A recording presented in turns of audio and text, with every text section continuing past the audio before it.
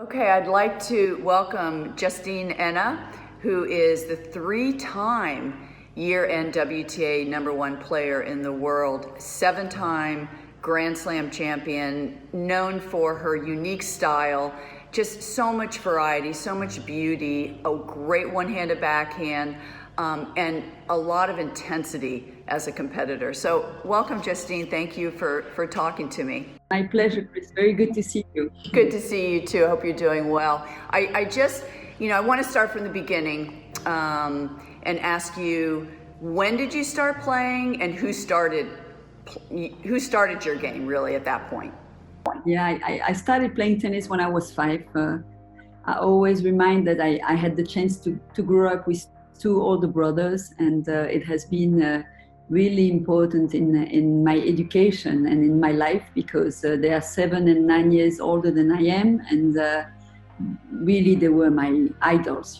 I wanted to be behind them all the time. And then I have a little sister, but I wanted to be with my brothers, and they were playing a lot of soccer and a lot of tennis. And every time they were in competition, I was asking them to play some tennis after their match, and they really had a lot of patience. So it just started like that, because in my family, my dad and my brothers were really into sport a lot. We had a tennis table at home, so at 4 years old, I started to play ping pong, and I wasn't taller than the table, higher than the table, but I was hitting my brothers, and yeah, very early I felt that I had something with the game. I was watching Steffi on TV, Steffi Graf at Roland Garros, and I had it became almost like a vocation, a mission for me, and with this little yellow ball, and it started like this. I loved competition at the first minute. Every time I was doing something, I had to be in competition, and it was fun, because the first tournaments I played, everyone was laughing because I wasn't tall, and the girls I had to play were much taller than me. And at that age already, I was finding it was a great challenge for me to prove that it's not what you see that is the reality. I might use something else to win this match, and it started like that. Yeah. Well, you mentioned Roland Garros, and I know I hear an exciting story about when your mom took you to Roland Garros for the first time, and I believe you were watching Steffi and Monica. Describe that experience. It was amazing. In 1992, I had the chance.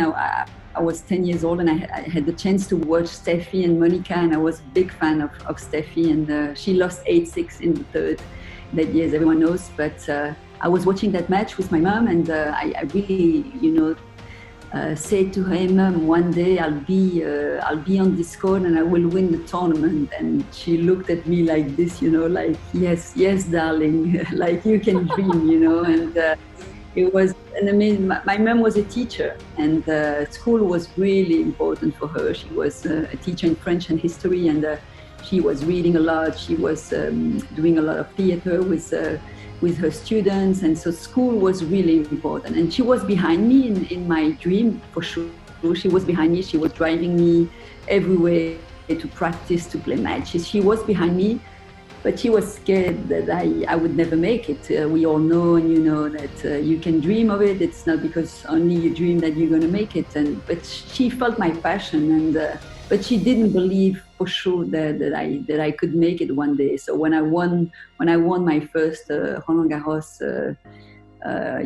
11 years later, it was something very special, because the dream came true. Almost something I promised, became true. And my mom wasn't there anymore to see that, but in a certain way I was really connected to her, and it was important for me. But she sounds like she was a great tennis parent, because it sounds like she didn't because she didn't really believe what you were saying. She didn't put that added pressure on you, and really, isn't that something that you needed at that time? It's a big challenge for all the parents, and in my case, my dad was really into it, and he wanted me to succeed, because I think that in his dreams, maybe he wanted to become a good athlete one day. I don't know, but we could feel a little bit of that. He wanted me to succeed, but he didn't believe at all that I could make it. So it was hard for me, because my dream was really into me, and my dad was hoping for that. But I was coming from a little town in Belgium, and I was saying that I wanted to be #1 player in the world in tennis, it was a bit crazy. Everyone was laughing a little bit. But so my dad, it was kind of a pressure because he didn't really trust me in my vision, which was hard. And in the other way, my mom, she wanted me to do it. If I wanted to be committed, I had to do it 200%. It was really something important for her that I can drive you everywhere. I can give you what you need, but you need to be into it. And school has to be good also. So I was a good student at school. I really didn't finish my high school, but I also could study. I loved going at school. I had to choose at a certain age, but I felt a lot of support of my family, that's for sure. And then I left home when I was 17 years old, and I had a tough relation with my dad at that time. And it was also good in my life, after all the support I got from my parents, also to be independent and really to take my life in my hands and to say, okay, this is what I want to do, and I'm going to do it by myself. It's really great that parents let you make that choice. They're not telling you what to do, but they're letting you make that choice. But I guess what I want to know is, you are known for your intensity. Did you have that right from the get-go as a junior?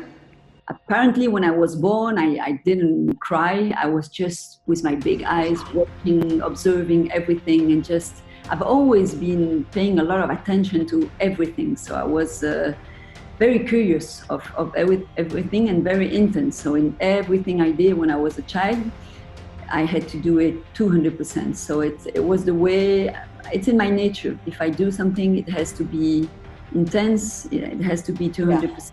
It has to be with some commitment, and I have a lot of determination. So I didn't really learn that. It was really into me. What I learned was really the structure, and how I could organize and also control my energy.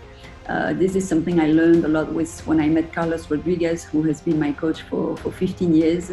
When I was a teenager, I was really motivated. I had my dream, I had my goals, but my structure inside wasn't so good. I was quite anxious also, so we worked a lot on my emotions, because I'm a very sensitive person also, as many people, and sometimes I can control this was something that we worked a lot when I was a teenager, and that helped me a lot. So I had the talent, that's for sure. I had the motivation, the passion.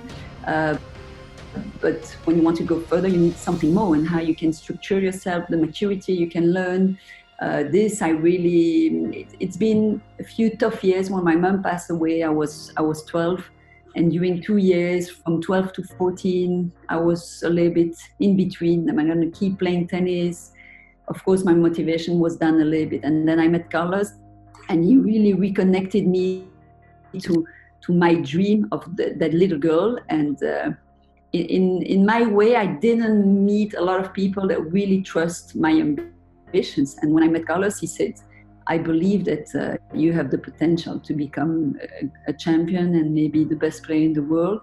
And I'm going to go into it with you. And it was so important for me that someone was giving me his confidence. And I think it was really the beginning of something for us. And you only had one coach. And boy, is that refreshing to hear. You know, in this generation, you know, every 2 or 3 years, people are switching coaches. He was more than a forehand, backhand kind of guy. He was a mentor as well. The kids or the young players, they always think that the problems are going to be solved by the coach. It's not the case, because the coach is there also to make you feel responsible. When you play and you know it, you alone on the court, and you need to take the decisions, and you need to develop your instinct to do things in very quick time. So also now, these young generation, I think they go to take a lot of different experts. We're looking after the expertise today. This guy technically is good, that girl mentally is probably that coach mentally is very good, and so now you find a lot of people around the players, and me with Carlos, I found a little bit of everything into him, you know. And but the key point is just what I explained. He trusted me in my potential, and for me, it was good technically, mentally, it was great support.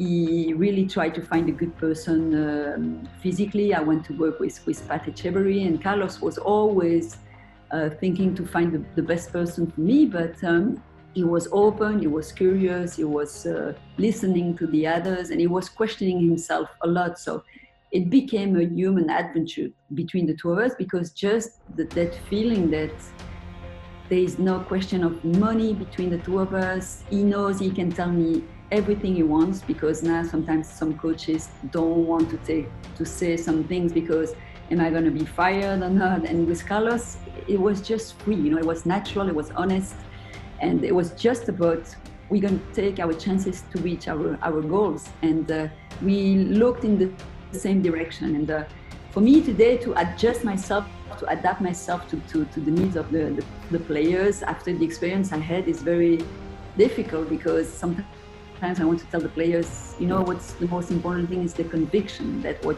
you do, you're with the right people, and no matter if you win, if you lose, if you're having a good time, a bad time, it's just the conviction of the direction that you take. And we had some ups and downs, that as in any relation, of course. But the fact that really I always understood that what he was saying, even if it wasn't comfortable for me, it was just for me to get better player, better person. And I took always this in a positive way. So of course, everyone is telling me, yeah, but with another coach, maybe you could make it. For me, I think that sometimes you meet the right people at the right time, and people that really try to give you the opportunity to express the maximum of your potential, and he was that person for me. Well, winning 7 Grand Slam titles, I don't know how they can say that, but it sounds like you had a great relationship, and it sounds like he was a student of the game, always searching for Yes. better answers, and also you had really great communication. Your style of play was very unique. It was versatile, it was complete. A lot of people compared you to Roger Federer, which that's got to make you feel good. I mean, and not a but you were only 5'5", in a sport where there were bigger and stronger women. How did you deal with that? It became a mental fight very early in what I had to live in tennis. I was telling you, my first tournament final at 6 years old, I was playing that girl. She was much taller than me, and everyone was laughing, and I was thinking, well, I probably have other qualities. And I started to think like that, and to find always another way. I knew after that, when I became professional, I knew I had my talent, I had my technique. Carlos was, technically, we can compensate a lot if you have the right technique. And so I've been working a lot on that part, even when I was number one, and I think it helped me a lot. But also physically, I had the chance to play soccer when I was very young, so I started to run a lot. I always say to the kids today, not to go in some specificities too early, because when you're young at 9, 10, 11 years old, it's important to go running in the woods, to play sports with other friends, and not to be too much into tennis. And I opened my mind to different sports, and I think physically it gave me some capacities also. And then I became quick, I had good eye, so it helps for the vision of the game, of course. So I knew I had all these qualities, but when you have to face, of course, the best players of the world that I had to face, you need to bring something more, another dimension. And then I went to work with Pat Echeverry, and then I took really another dimension physically and mentally, because I worked really on my power when I was working with Pat. When I made that choice, I also knew that I couldn't have a long career, because with my size, of course, and the fact that I had to work maybe twice harder than the other players, of course, your body is getting tired and can have injuries maybe a little bit earlier than the other players. But I wanted to reach my goal, so I knew if I wanted to compete in that physical dimension, because Serena brought the game also in another dimension physically, that I had to go to the next step. And then mentally, I was a bit weak sometimes, but when I started to work like that physically with Pat, I started to understand that with the fact that I was quick, that my defense game, because I wasn't really an attacking player. I could be very good in defense and then come back into the court and then attacking my opponent. And I knew if I was good in defense, mentally I was taking a lot of advantage on the other players. So we started to bring all of that. We knew against Serena, for example, it was really a mental dimension. If I had the conviction I could beat her, then I had a good chance. And this is how we worked with Carlos a lot, to be able to compete in such a wonderful women's game, because I've been lucky. I mean, after everything you, Martina, you brought to the game, and then Steffi, Monica, and then Serena, and so many others. I've been very lucky to be part of the game at that time of the history. And for me, it was something amazing to be able to prove that even if you're not so tall, you can compensate that with other qualities. And that's my message a little bit today, is that you can develop other qualities and compensate a lack of power. You touched on Serena.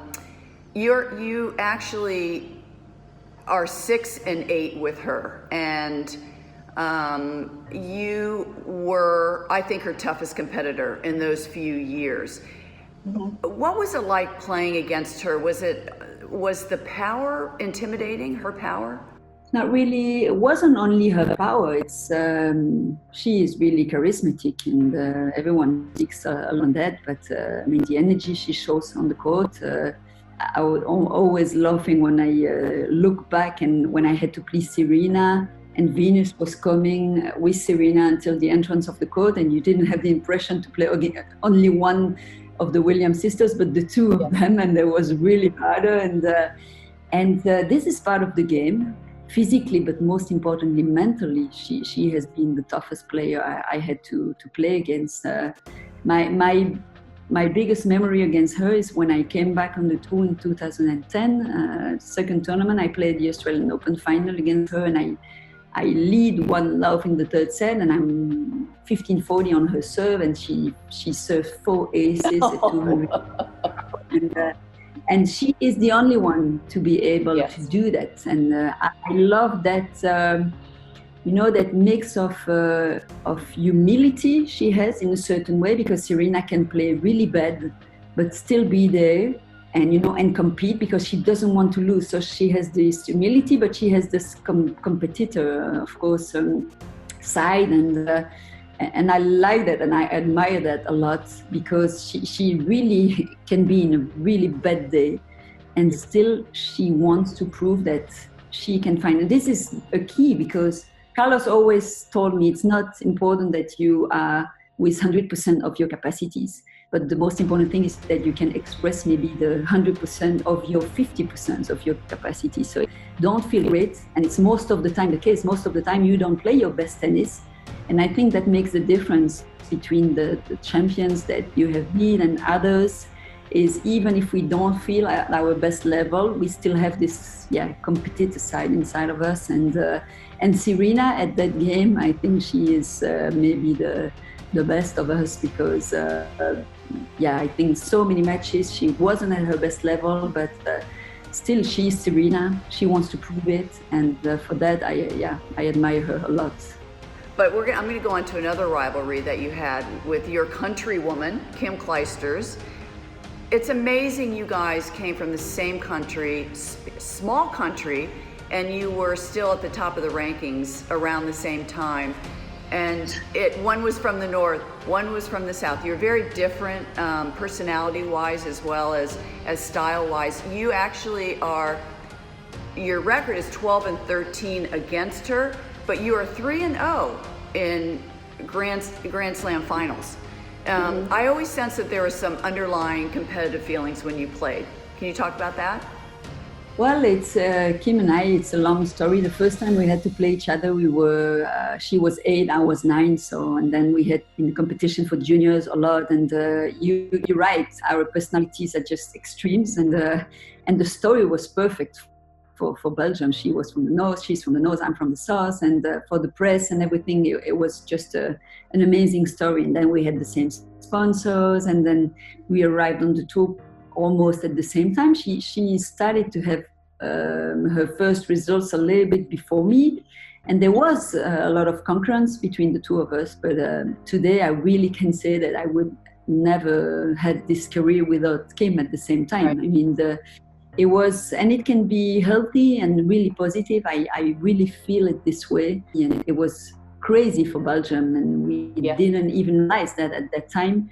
But now I really think, and I think Kim thinks the same, is that we couldn't be better players without the other. And the only regret I have is that we never played our best tennis against each other. So we played each other a lot on the tour. In the Grand Slam finals, Kim's on really at her best, and the really good matches that we have played was when I came back on the tour, because I also took some time off away from tennis to think on a lot of things and to come back differently in my relation with other players. And I was really in my bubble. I didn't want really to be in contact too much with the other players. When I came back in 2010, I really wanted to find a new balance into my life, and Kim and I had a lot of good memories when I came back on the tour. But it's a chance. It's amazing. She is back on the tour today. It's unbelievable. It's unbelievable. And but Kim always, we are so different. Kim, she always loved to be on the circuit. She loved to be in the contact with the other players when I was really into my bubble, and I admired her a lot for that. I felt she was really in balance, and I was quite a lot unbalanced at that time. And she was a teacher also for me in a certain way, and I learned a lot. Today, when we see each other, we don't speak really about tennis most of the time about the kids.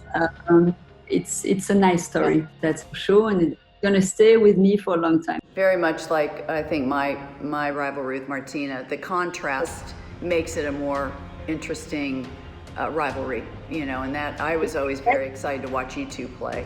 Exciting for the fans also, and it's what the game needs also. It's different kind of personalities and different styles of games.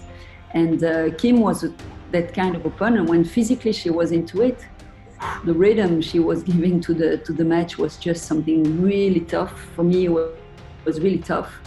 I think Kim could win probably more Grand Slams. Sometimes when she was close to it, she was missing a little bit of at the end of the tournament, also maybe mentally a little bit, but she has been, of course, one of the best I had. Well, you were ranked #1 at the end of 2003, 2007, and 2003, 2006, and 2007. Those are your premium years. And then you retired in May in 2008, right before the French, and I think that stunned the tennis world. And take me through, what were some of the decisions, the complexities of that decision? I mean, I read where you said that you were a little burnt out, you physically had some injuries, and you're kind of over it.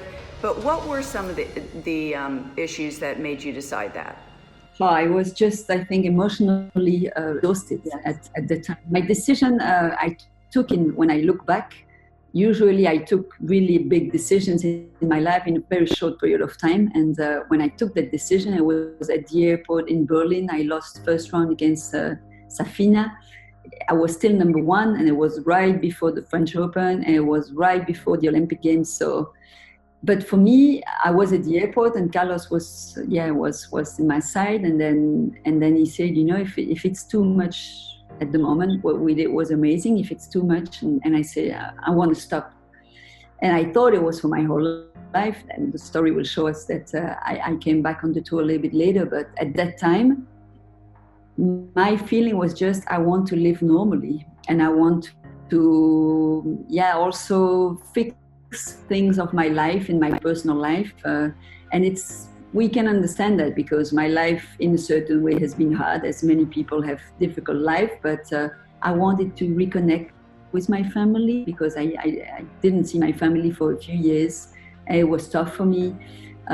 6 months before I decided to stop, my sister had a very difficult time into her life, and we spoke about that. I went to the Masters, and I won against Maria Sharapova at the final, but I was away from my sister, and I started to think of that and to say, okay, tennis is part of my life, is my life for long time already. And now I want to go skiing. I want to, when I go to visit my friends and have a dinner, I don't want to look at my watch, and I'm alone also a lot. And I wanted just to reconnect to a normal life. And but I was very young, and I made a decision very quickly. Yeah. And then a few months later, I understood it wasn't that easy, and I started to work on myself. And I wanted to come back to tennis after I started to work on myself, and that I found a little bit more in balance, and that I could maybe live my career differently a little bit. I wanted to come back on the tour and to prove to myself that I was able to do it again. And I had a lot of success in the first part of my comeback, and then my injury really stopped me. And then it was easy for me to accept it, because I say, okay, now it's an injury. It's like that. I reach all my goals. I reach my dream. I have been so happy in that life, and now it's time to go for in another life. But it was the only thing is that emotionally, I was. I had the feeling I had to build myself again, but in a new life. But as a person, the good person I wanted to be, also with my family, with my friends. I had a lot of other things to prove to myself. I just think you are one of the most insightful and introspective champions I have ever met. And your story is fascinating. It's not only about tennis rackets and results, but it's also about the human factor in your life. And I felt like, I guess I wanted to ask you, and I think you've answered this too, after you really retired the second time, did you feel like you had to go back in time and deal with the personal things that you hadn't dealt with because of the bubble you were living in, because of the focus you had when you were playing tennis? And I think you answered that perfectly. Anything else you want to add? It was a great time. When I really stopped for the second time in my career, I understood that I could exist away from tennis also. And from my 5 years old until my 28 almost, it was only about tennis. And it has been a lot of sacrifices. I didn't really feel this as sacrifice when I was into it, because I loved it so much. I loved to be in competition. I loved to think about how we could push the limits again, how I could be better. The people I had around me, for me, it's true, for me, it's a human adventure. It's more than the titles. It's all the doubts that we had with Carlos, all the injuries that I had to come back after, and just all the emotions. For me, it's the only sense that I can keep from my career. It's all the things I learned on myself. And when I stopped, I wanted to have children. For me, it was so important. And I just wanted to prove myself I could exist and live just normally. And then I met my husband, and we started to build a new life. And today I'm really into tennis in a certain way, by different activities. So I have one foot into it, but life is so much more than that. And for more than also to reconnect to almost me as a little girl, and before tennis, just my nature and what I like, what I want to do, the people I want to be with. For me, it's to respect myself also in a certain way. I push myself a lot into this tennis world with no regrets. But I felt, okay, this is time for something else, more quiet, more stable, with a better conscious of my emotions. And there was the best years of my life. It is the best years of my life, because after what I achieved, I can be so happy on that. And now I have the feeling that the years that are going to come are going to be beautiful. I'm right there with you. I can relate 100% to you, because, I felt like sometimes fame and fortune and success doesn't always mean that you're developing as a human being. And because you live in a bubble and you're so focused. And I also had to go back and re-examine myself, who I really was. And that's why I can always relate to you. But I read something impactful in your life. I read where after you retired, you went to Cambodia and the Congo for UNICEF. And boy, I bet going to those two places really put things in perspective also for you. yeah, it's this, and of course, what I had to do with UNICEF was just something amazing. In both of the countries, in Congo was really, really tough, and of course, you come back differently in a way, and then you come back into your routine, and then if you don't put that really inside of you, you can also forget very, very quickly. But it was amazing experience. I think a lot of that very often, even today, and then I also built my own foundation in Belgium for kids who also have handicap. When I became number one, I really wanted to give back, because getting famous and you earn money, but at the end you're just a person, and what can I do with that? And with the history of my mom, of course, I wanted to give back. And when I lost that final in Wimbledon against Amélie Mauresmo, I was so close winning the first set, and then I lose the final of Wimbledon, the only Grand Slam I didn't win. Right. And it was a terrible defeat. But the day after, I was leaving to Switzerland with some kids of my foundation. We were going to walk for a few days and to spend a few days with 15 kids. And I can tell you in a few hours, my loss in the final of Wimbledon was really far away. And that puts that in perspective. Yeah. And good to remind that it's not always easy when you're into it, because I think for most of the players, the tennis world is the world. And also in the time that we live right now with the coronavirus, and I think we have to face that reality also, that it's the privilege that we have been lucky to do that, and also to understand where really is the essential in our life. That's for sure. So I've always been connected to where I come from, to my family. Money is not important for me. I'm a very simple person, and I like just to look back about the way, because things have been difficult, but this is life, and that's the most important thing. Well, I'd be remiss if I didn't bring up currently what you're involved in, and you do have a tennis academy, you do have your foundation, which you just talked about. You're a great commentator. I wish I could understand French when I'm at Roland Garros, but I know you're very, very good. Never late, Chris. You can still learn French. Yeah, I know, it's never too late. But I think probably the highlight in your life are your two little ones. And am I saying Lele? Am I saying that right, Lele? And Victor, with your two little ones. And boy, does that take the emphasis off yourself and onto two little lives there. That must have been wonderful. Best role that we can have. And I always loved children. I always had a lot of goddaughters and godsons, and it's fantastic. I love being with children, and mine, of course, also I miss my mom a lot. That's for sure. And when it was really special time in my life. And then I still learn every day how to become a good parent, and it's fantastic what you can try to give and to share with your kids, of course. And in my project of my academy, it's a little bit the same. I like the transmission, and I like to understand or to try to give a little bit of myself, of my experience. And this is something I love. So in all my activities, my family is involved. My kids come at the academy just with the wish that they're going to find something that they love to do, the passion and the dreams, because I think we have to keep saying to the young kids, to the young generation, that they can dream also of a lot of things. And I hope they will find their own way, that's for sure. When somebody approaches me and said, would you be interested in coaching a player full-time? I look at them and I said, are you nuts?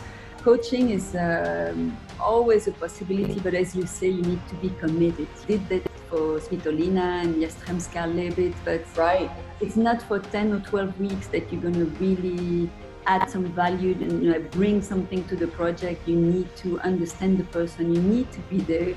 It's a tough life. This is the Chris Evert WTA World #1, and you can see the tennis ball signifies the world, and you're gonna have a diamond in it that signifies that you were #1 in the world, and 3 times, which is quite an achievement. And I guess my last question would be, you know, what does it mean to you to have been ranked #1 on the WTA computer at the end of the year? That's a little different than winning a Grand Slam.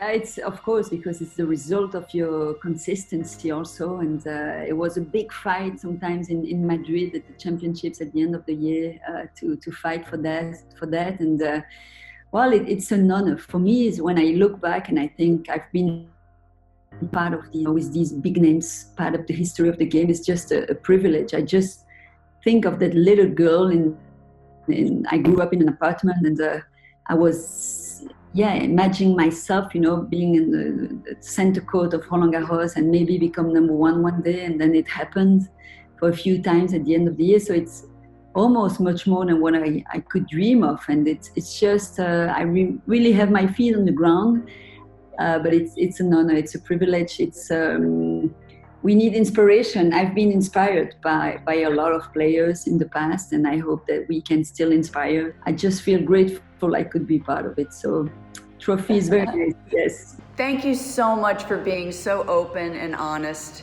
with me, and I'm so happy things seem to be really coming together for you, and you know, life seems to be very good for you right now. So Justine, thank you so much. You're a great champion, a great human being. Thank you very much.